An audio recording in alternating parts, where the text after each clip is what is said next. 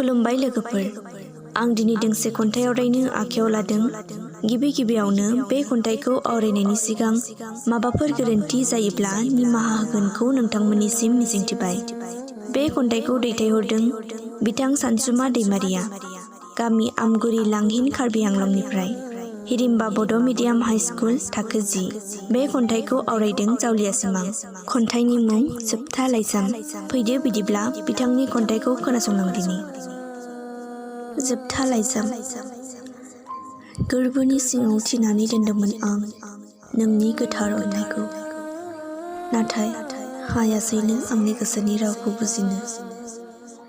नोंबो जे आंखौ अनदोंमोन, खोथा होदोंमोन, नाथाय मानि जाहोनाव नों आंनि गोजान जाखो?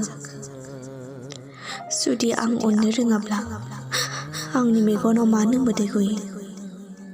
गोरबोआ मानो सुग्लिखाङो नोंनि थाखाय? हायासै सना, रावबो फिननायखौ होन।